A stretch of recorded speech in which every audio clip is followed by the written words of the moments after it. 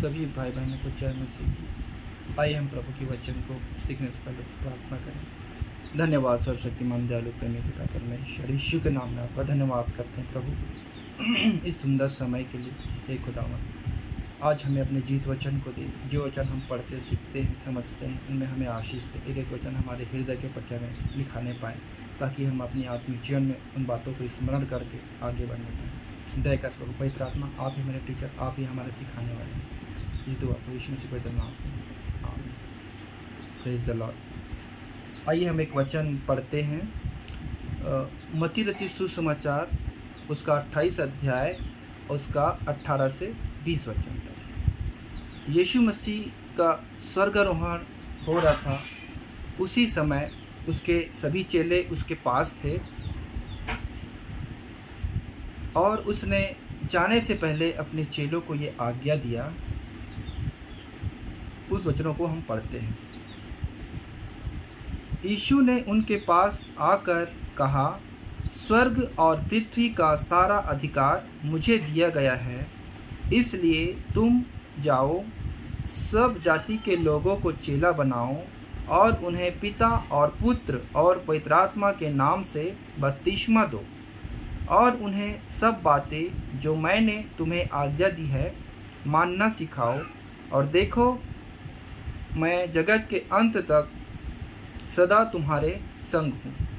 Praise the Lord. परमेश्वर का वचन कहता है, जब प्रभु यीशु इस पृथ्वी पर अपना पूरा काम करके जाने से पहले उन्होंने अपने 12 शिष्यों को ये कहा कि जो बातें मैंने तुमको सिखाया है उन बातों को लोगों को बताओ और उन्हें मानना सिखाओ, क्योंकि उद्धार यीशु मसीह देता है।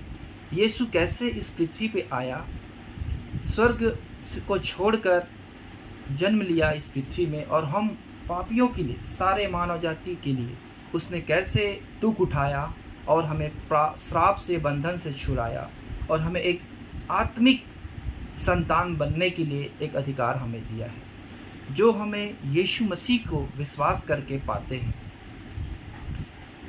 तो ये वचन उसने हमें दिया है। इन वचन को अभी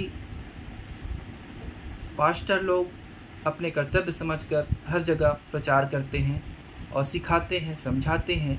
लेकिन मैं आपको एक बात बोलना चाहता हूँ सभी विश्वासीगण को, ये वचन सिर्फ परमेश्वर के दासों के लिए ही नहीं है, बल्कि ये एक एक वचन जो हमने अभी पढ़ा है, हम सभी विश्वासियों का कर्तव्य है कि हम भी अपने इस उद्धार के वचन को जो हमने अपने कानों से सुना है और ग्रहण किया है और अपने पुराने जीवन को छोड़कर नए जीवन में आगे बढ़े हैं, वो उद्धार के काम को, उद्धार के आशीष को औरों तक हमको पहुंचाना है।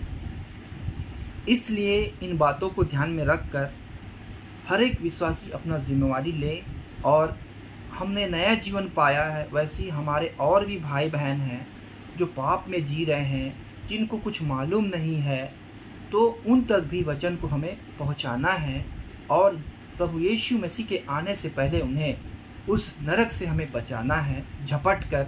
क्योंकि शैतान की चालाकी आप सभी जानते हैं कि कैसे लोगों को पाप में फंसाकर, अभी कितने छोटे छोटे बच्चों को, कितने लोगों को नशे के गुलाम बनाकर, व्यभिचार के गुलाम बनाकर शैतान अपनी ओर लेके जा रहा है ताकि उनके जीवन तबाह हो जाए, घर में सुख शांति खत्म हो जाए।